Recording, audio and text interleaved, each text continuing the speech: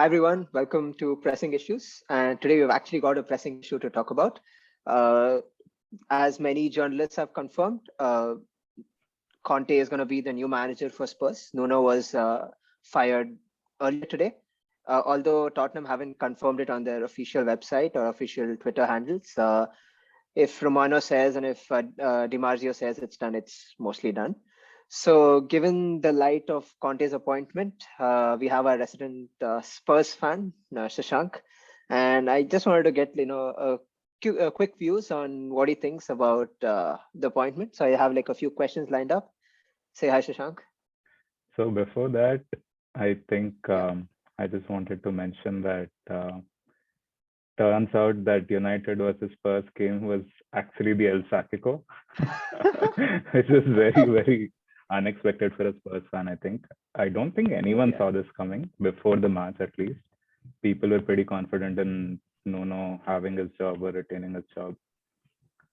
It was a very big surprise for every fan, everyone. Like right after the match, all these talks started and they escalated in no time almost.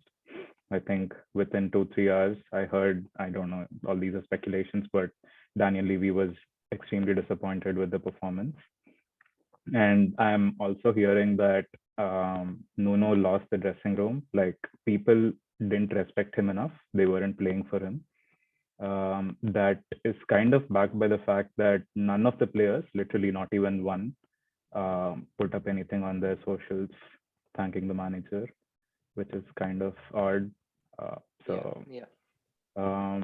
even though manager has had a short term, I think if players were actually attached to him, then they would have said something maybe. I mean, if they, I don't know if it's that, if that's them being pretentious or whatever, but that didn't happen. So maybe the dressing was never into his philosophy and into him as a manager. So I'd just like to add that Ole is playing 5D chess. He gets Conte's 4D, system. but okay, whatever. No, it's 5D chess. He plays Conte's system against Spurs to get the Spurs manager sacked, to be replaced by Conte so that his job is safe. I should actually thank you and every other United fan and every other United player. We'll see about that. We'll see about that because Anyway. you know my views. My views on I don't think Conte is a good appointment for Spurs, but we'll get to that. We'll get to that later. I think. Okay, let's just dive in. Yeah, we'll get to that. Yeah, let's just dive in. Let's just dive in. Let's yeah. So first, I think you already answered most of the question, but what are your thoughts on the firing? Do you think it was the right decision? Do you think that you should have gotten a little more time to maybe turn this around? Because you guys are not too bad in the table. I mean, sure, you guys have had like big losses, but not too bad in the table. Do you think you should have gotten more time, considering it's just like 4 months into the reign?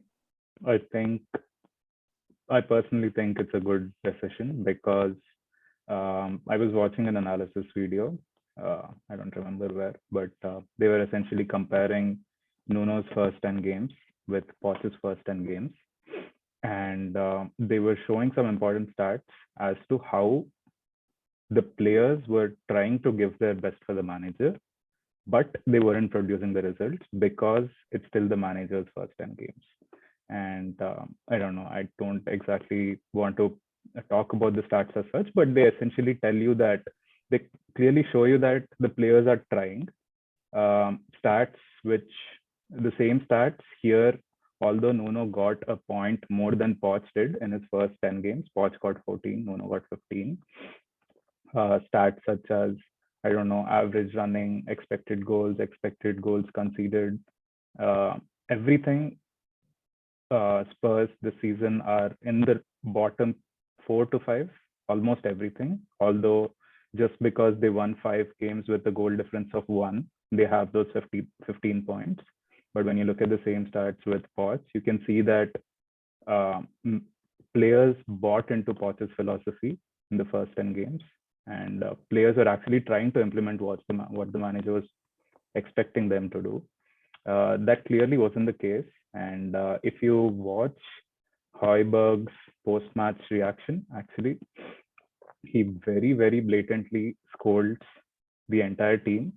He literally makes a statement saying, so I think the reporter asks him, what do you think about Harry Kane's performance? Do you think he's not buying the coach's philosophy or something like that? And he literally says, even if my cleaning lady is our coach, I would give my 100% to the team. And that is what I expect from all my teammates. And we are clearly not doing that. And he says, I don't want to pick one person or two people in the team. I want to talk about everyone. But this is clearly abysmal as a team. And this is not what we expect our fellow teammates to do. He literally throws his teammates under the bus, which is not good, but I think he was No, I extremely mean, I frustrated think with it's the good. way. I think that's you need Yeah, to call out players because another thing is I feel this is like more of a hangover effect than like a Nuno effect because this thing has been building up. Frustration with Mourinho, frustration with Kane not settled in, Kane not firing because he's one of your best players, probably a leader in the dressing room. He's like the captain of the England squad. He has like a huge influence in the team, and if he kind of start doesn't play well, doesn't buy into the philosophy, I think that just like spreads to the rest of the team. I mean, I agree that Ole was sorry, I'm still stuck up with Ole. So Nuno wasn't like the best appointment, wasn't the first choice for Spurs, and he doesn't exactly bring an attacking style of football, which maybe the players like to play because they like that. Most of these players were came under Poch. So I mean, I understand I that don't exactly frustration. I think mean, it's Nuno's philosophy that the players didn't buy. I think even at the back of Nuno's head and the players' head, it was always like they always knew that Nuno wasn't their first choice as a manager, and yeah, they like. Although people say that I don't see social media, I'm sure every player gets their information, absolutely, and yeah, I'm 100% sure they would have had it at the back of their heads that he's not someone that we should be aiming for, or essentially the manager couldn't get the respect and the support of the players, and that was kind of, I think, clear on the pitch as well. yeah. And That especially is. biggest figures like Harry Kane, I don't think he ever trusted him, and yeah, Yeah. which I is mean, Harry not Kane's head is good for not at him. Spurs. I Yeah, his mean, head is it's not like, at Spurs, but okay, yeah, like I said, like you said, he represents the team. So okay, okay. So that's by like, that means, I think like going by what I've seen on the internet, I think that's like the general opinion of most Spurs fans. Like I saw a few odd comments here and there saying, maybe Nuno should have been given more time, but I don't think most of the fans were happy with the appointment to start with. So I think, who was it? Carragher, I think, made a good comment saying that it's a good sacking, but it was like a bad appointment to start with. I mean, it's like exactly. that's It's a which good probably sums up the sacking whole because it was situation. a bad appointment to Bad start with. appointment, yeah. Just sums Yeah. up the whole thing, I guess. So moving on, Conte is Anyway, here. one more thing. I really Yeah, like Nuno as a person, though. I mean, I feel like he's a very calm, it sweet doesn't guy, mean anything in but football, it right? really I mean, doesn't. it doesn't. Exactly. Yeah, I it mean, doesn't that's matter. Yeah, exactly why I feel the sacking is the right thing to do, because yeah. good good guys don't necessarily mean anything Yeah, in I mean, football. you don't have to be like. I mean, like even like Pep and Klopp are like they seem to be like good people. I mean, in the end of the day, it's your footballing managerial skills that's more important. I mean, that's what I think even United fans have been realizing about Ole. It's like maybe he's too nice to be a manager. Maybe sometimes you need to make those big calls, which some managers have it in them, some managers don't. So talking about people who like to make big calls, Conte is coming in. He's known to be like an eccentric figure on the touchline. So, what are your thoughts? Are you happy? Are you excited? Are you nervous? Where's your head at with Conte? I think I am personally extremely excited about this because Conte has worked with Paratici at Juventus. That's where it all started. I think Paratici obviously had the biggest hand in convincing him to actually join Spurs. And I'm hearing that one reason why Conte kind of again considered taking this was because the initial proposal that went to Conte was that we'd be selling Kane and we'd be using that money to rebuild a team for you, which he wasn't happy with. He didn't feel that that was ambitious from a club because they were selling away their best player. Um, he was kind of happy that they were at least able to retain him, convince him, show him some project. So I think that was one reason of probably many more. And I don't know, hikes, wage hikes, whatever other reasons. And yeah, I think Conte is a great um, manager to come in right now because I personally feel that Spurs have a decently good starting 11. And if Conte wants to, I mean, not if, most likely Conte will play a three at the back system. With the kind of personnel we have, I feel that we can actually do well with three at the back, except for the fact that we need one really good defender, center back. But if we have one center back, I'm guessing the club will aim for Skriniar in January. That's my guess because he played under Conte and Inter, and he might have the strength to pull him here. He's a solid signing. He'll be a solid signing, and if he comes into the team, I think at least the starting 11 will be in pretty good shape. So yeah, I am excited for this, and for all the things that people say about Conte that his football is defensive. I was just looking at some basic stats like how much possession do his teams usually have, how much did Inter have last season, and things like that. Yet they are not on the higher side. They're not like more than 55% or so. They're, I think, around 53%, which is not too bad. I mean, I don't think possession is a good indicator of attacking play anyway, because Chelsea have like most of the ball, but they play a lot of sideways football. Like they're not exactly an attacking team. Right. So, I mean, what Conte will give you exactly, is... I think your point kind of was leading to my point that Conte believes a lot in vertical football is what I was reading about. He believes that his midfielders especially should be gutsy enough to make a lot of vertical passes. And he tries to set the team up like that. And of course, it can be slightly counter-attacking in the way that, you know, balls can be passed to cut through the lines or as long balls to forwards or wing backs. But I read that it's less horizontal and more vertical usually, which is good in the sense that if it clicks, it gives a lot of confidence to his players, which is what he expects.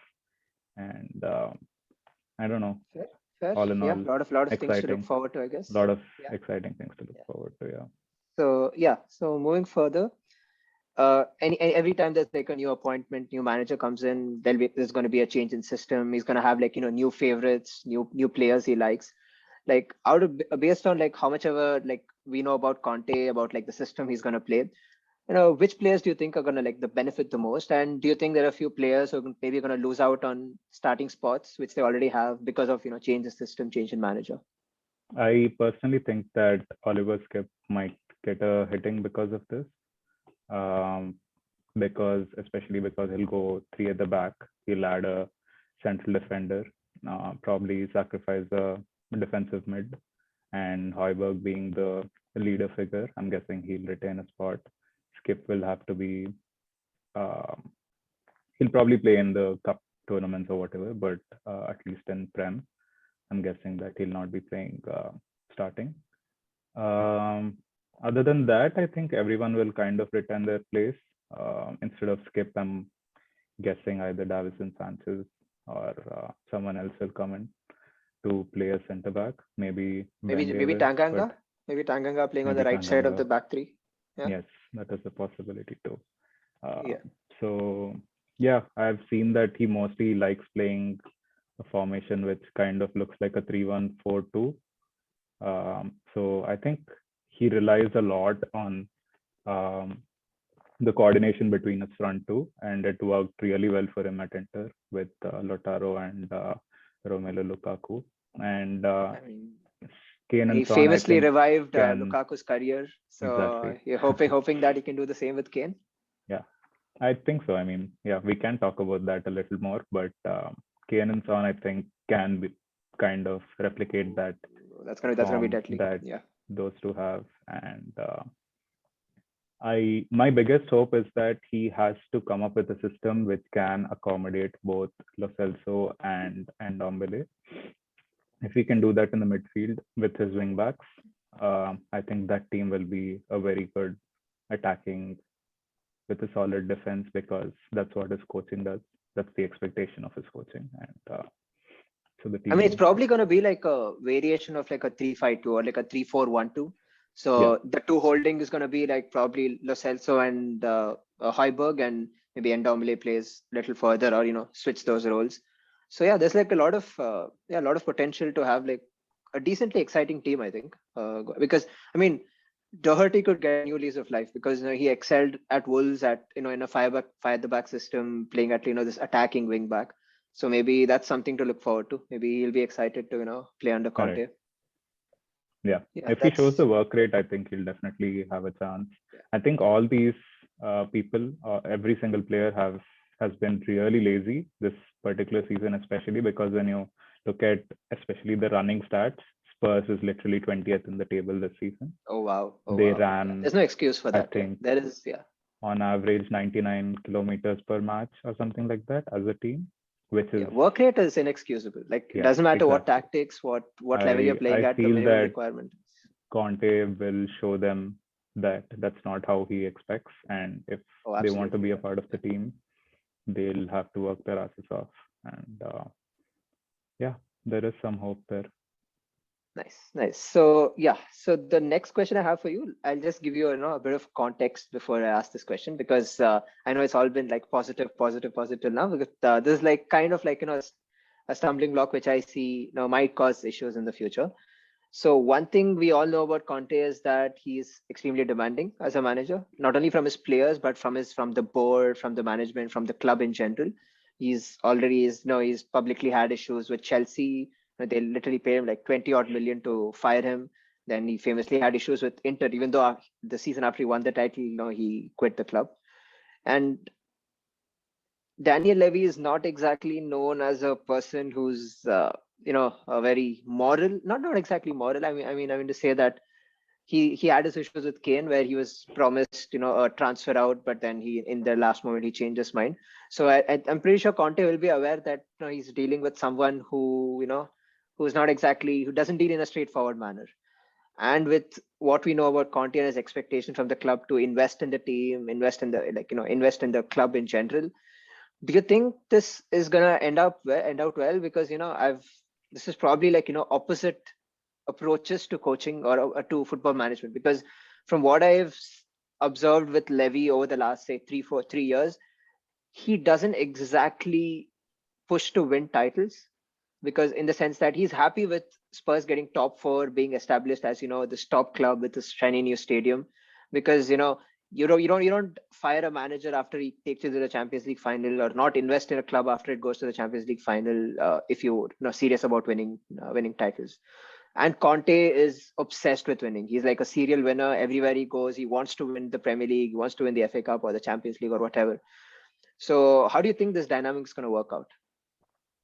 Mm, I feel like it's pretty hard to judge right now. I am guessing that the fact that he said no to the job in the beginning and now he accepted the job, I don't think he's desperate because we definitely know that if he doesn't get this job, he'll get the United job in like a month or so, or maybe 2 months. Ha! I love So how I a man really got don't okay. think he's being desperate here. And I am kind of sure that he would have had um, agreements with the club saying that these are the people that I am looking at bringing into the club. If you want me into the club, you need to guarantee me this much of transfer amount. And if this happens, and if I have the autonomy to control and manage the whole squad by myself with the help of, say, Paratici or someone who is friends with, only then I'll sign this contract. I'm sure that would have been a clause in it. And Conte being Conte, I'm guessing he wouldn't just sign without having such autonomy, at least on his squad.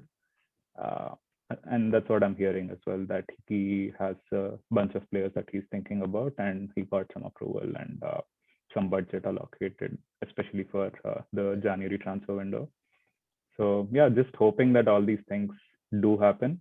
But like you said, Daniel Levy can always just Yeah. become a different man, And turn the tables, fact and that they yeah, offered him an 18-month contract seems very strange to me. Because like usually when you sign a new manager, you offer him like a 3-year contract or at least a 2-year contract. Because you want to at least give manager some backing that is going to be a long-term project. This almost looks like get Conte in. This is almost like how United appointed Mourinho. It's like get Mourinho in, hopefully win a few titles. We know shit's gonna hit the roof after 2 or 3 seasons. So by then, try to make the best of it and deal with it.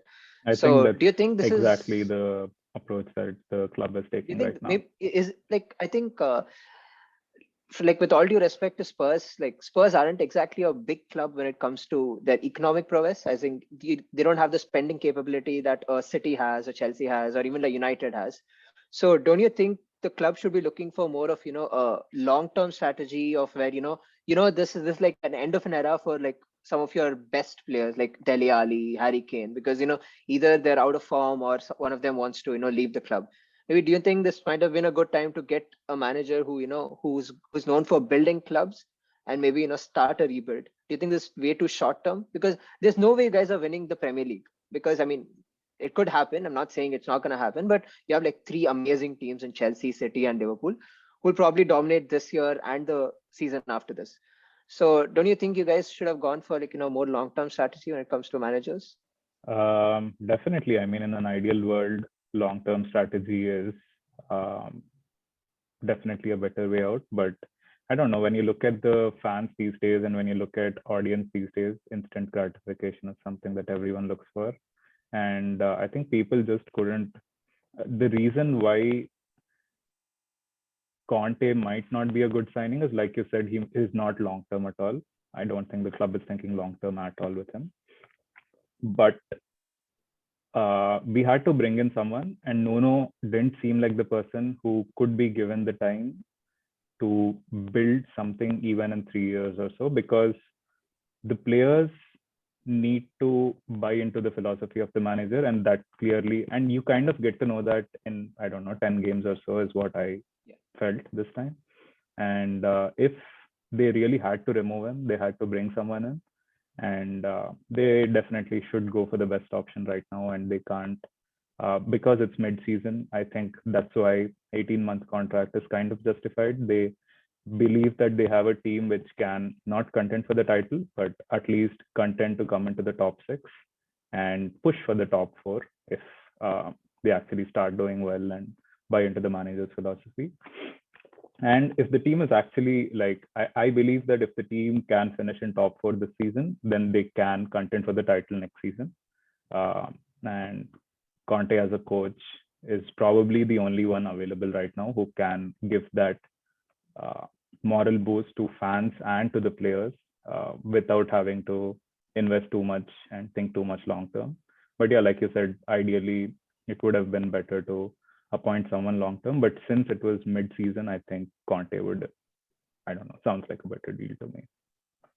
Fair, fair. So finally, we've talked a lot about the manager gone and the manager coming in. So as a Spurs fan, so what are your new expectations for the season? The start of the season with Nuno and the team you had some expectation as to where you want to finish. But what about now? What about getting probably one of the top five managers in the world to your club? What are your new expectations? I don't know. I'm pretty excited with this. You told me that you feel that it's not a good appointment. I'm actually curious to know what your thoughts are and why you think this is meant to fail before I tell you about what my expectations I are. see, I see. Okay. So my major like criticism being, Spurs when I mean this is a statement that Levy made when Nuno was appointed. I mean, it sounds absolutely daft and stupid thinking about it, but he said that we want to play an attacking style of football, an attractive style of football, and I think Nuno is the guy to take us forward. That's absolute like bullshit because I mean, looking at I Nuno's think spell with everyone knows Wolves, that it's yeah, absolute bullshit. Yeah. exactly. So it seemed like a very like last minute fix, Yeah. and I don't see why I don't see any reason why Spurs is a more attractive job right now than it was 4 months ago or 3 months ago. There is absolutely no reason. There's nothing changed in the positive direction to convince a manager to take up this job other than probably the ridiculous wages. The rumored wages like 20 million per year. I mean, Tuchel gets paid 7 million per year. So that's No, like Tuchel gets yeah. 16 million per year. No, Tuchel I gets read there 16 was million. it's 16. Okay. Yeah. Okay. Yeah. So 20 million per year is still a lot of amount for a club to spend on a manager when you guys have like clear issues and I mean to spend on your team. And I don't see any reason why maybe I genuinely feel Conte is desperate for a job and he wants to pay maybe give it another go in the Premier League. And it's like I think it's a zero expectation job. I mean no one's expecting him to come to Spurs and win them the title.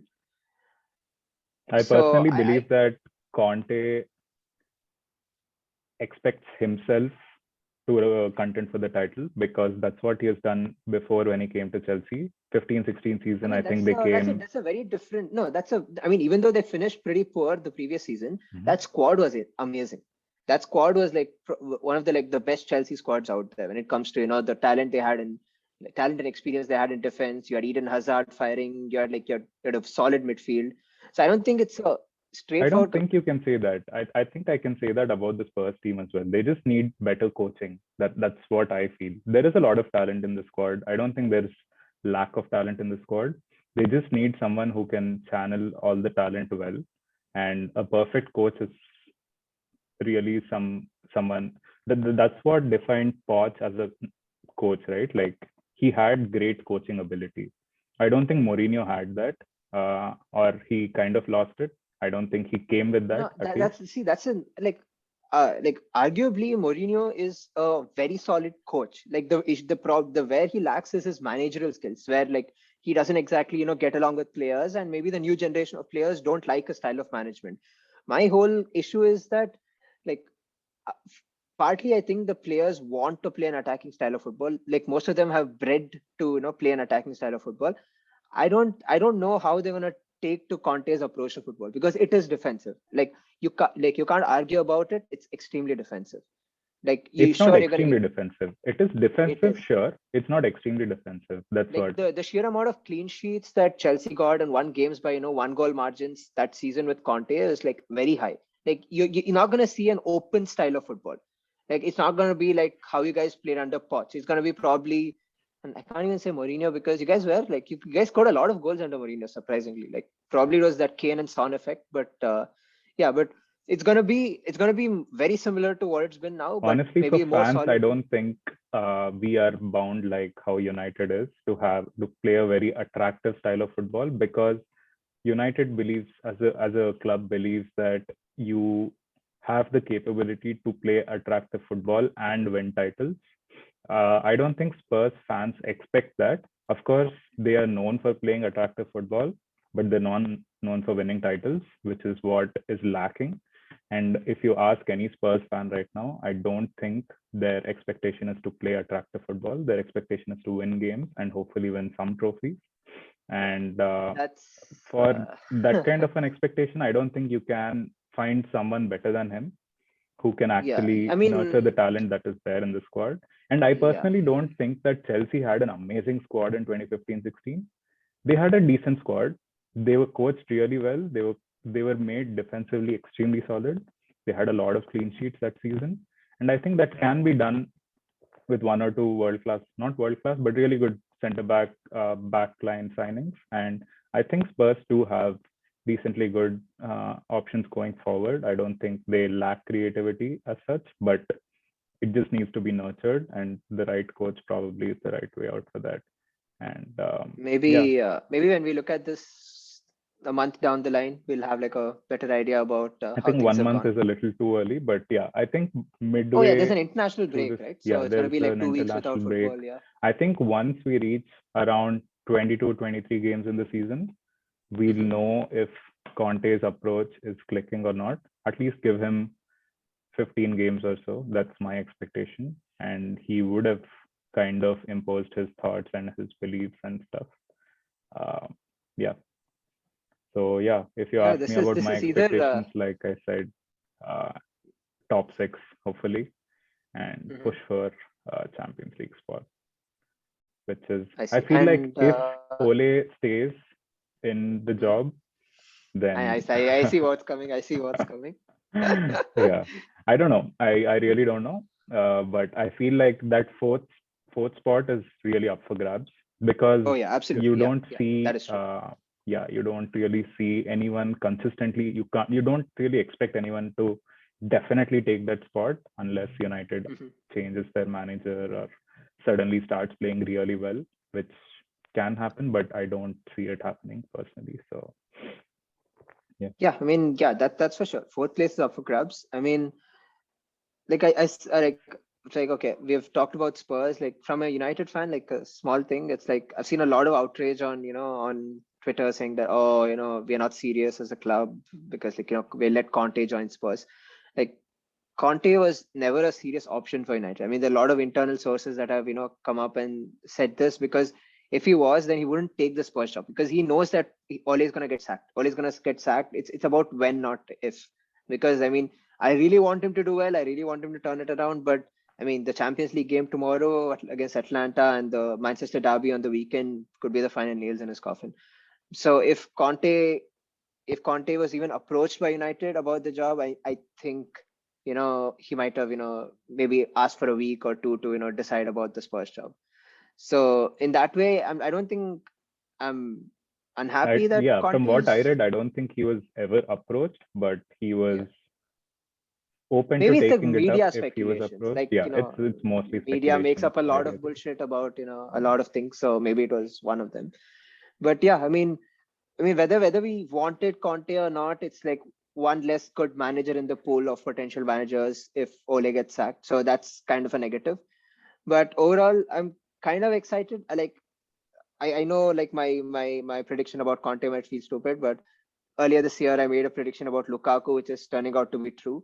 So maybe let's see if my Conte predictions also turn out to be true. But yeah, it's been a good quick chat, I guess, about the situation that's evolved today. I guess you're more up for the game this weekend than you were like maybe a couple of days ago. So maybe Definitely. that's a good And thing. thanks to Yeah. you. Yeah, dude. Thanks for Yeah. winning the El Clasico. Yeah. That's Ole, dude. Ole and his Spidey chess, have to give it to him. Guy knows how to stay at the job, dude. He does something to Crazy. stay. It's I brilliant. have It's no fucking absolutely idea how brilliant. he does it. He Love him. literally becomes Alex Ferguson if his I job is swear. on the line. Yeah. No, but I mean, as much as his job's on the line, like against Spurs, you could see that the players, are fighting for Yeah. him.